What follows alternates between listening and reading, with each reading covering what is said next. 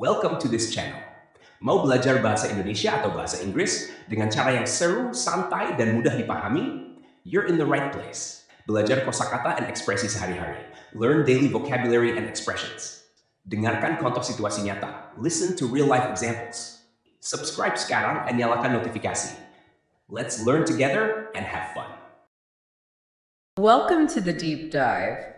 Today we're really zeroing in on something fundamental, introductions, how we first connect. Exactly, and we're using a basic Indonesian language lesson as our source material.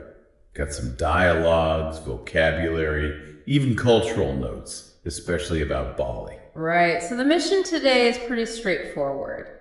Get you familiar with some key phrases for introducing yourself in Indonesian, and maybe more importantly, understand why asking where are you from is such a big deal there. It's about more than just words, isn't it? It's that cultural key, feeling a bit more comfortable in those first moments. Okay, let's jump right in. We've got this dialogue between Edie and Wayan.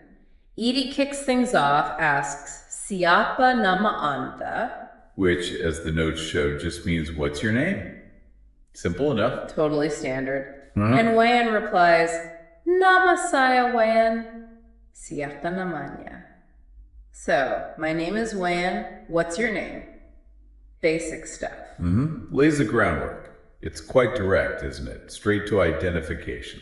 Then we get to the question we really want to dig into. Edie asks Wayan, Mas Wayan dari mana? Okay, so mas Wayan, what's the mas part? Good point.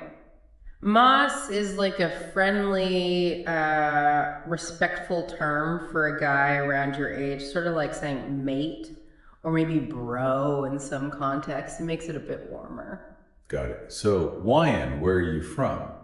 Exactly. And Wayan says, Dari Bali. Simple. From Bali. Then he asks Edie the same thing back. Mas Edie dari mana? And Edie replies, Saya dari America. I'm from America. So dari mana? Yeah. Literally from where? That's the phrase. That's the one. It functions as where you from when you're asking about someone's origin, usually their home place or country. And it's interesting how Bali pops up so early in this basic exchange. Kind of signals its importance, right? Definitely, which Yeah. we'll get back to. So just to lock in those key bits of vocabulary, obviously Bali, America. Then Dari means from, and Mana means where. So put them together. Dari mana, from where, or where are you from?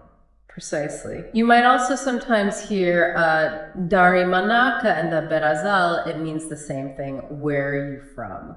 Maybe just a touch more formal. Okay, so these are the building blocks. Simple, but pretty crucial for that initial chat. Right. And a quick look at the grammar, that word mana, meaning where. You'll see it in other questions too. Like di mana, which is just where. Yeah. You know, asking about current location. Or kemana, which means where to. So it's about direction or destination there. Yeah. But our focus, darimana, is about the origin, the starting point.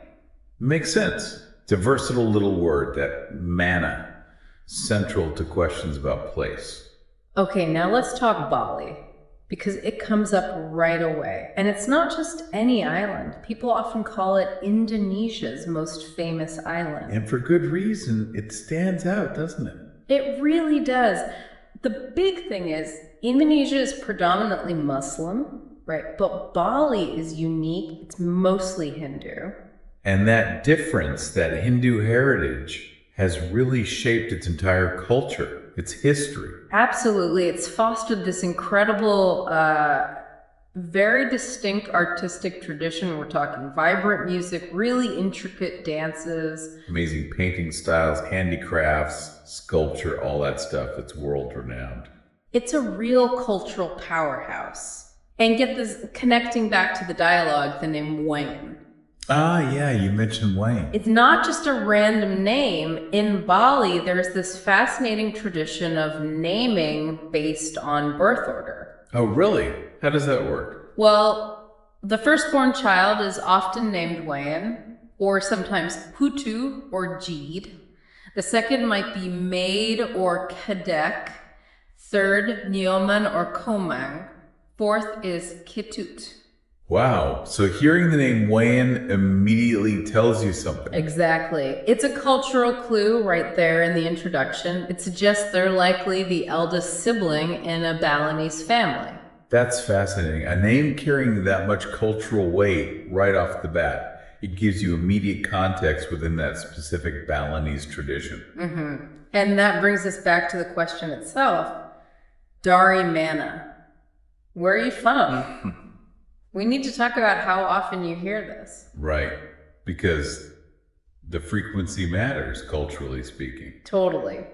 In Indonesia, asking dari mana is incredibly common. It's just like standard small talk, polite conversation. It's not seen as prying or invasive, which, let's be honest, it sometimes can feel like in some Western contexts. Yeah, precisely. You meet someone new, it's one of the first things you might ask or be asked. It's a way to place someone, find common ground, you know. It serves a real social function. It's about building connections, finding bridges. Maybe you're from the same region or know someone from there. It opens doors. So let's quickly recap the key takeaways. Siapa nama Anda for what's your name? Nama saya means my name is. Bahami, and the big one. Dari mana for where are you from? Yeah. Don't forget Maz is that friendly term for guys. Right. And remember Bali, unique Hindu island, famous for its arts. And those Balinese names like Wayan can even signal birth order. Crucially, asking Dari mana is normal, friendly chat in Indonesia, not nosy. So you've now got the essential phrases and maybe more importantly, a bit of that cultural insight for those first interactions, especially if Bali comes up. You're better equipped to navigate those initial moments. Okay, so here's something to maybe mull over. Think about how different cultures use those opening questions. What's really behind asking, where are you from in different places? What are we trying to learn? Yeah, and how does understanding the nuances, like with Bali and its naming conventions, maybe challenge the assumptions we make based on that simple question? Worth considering.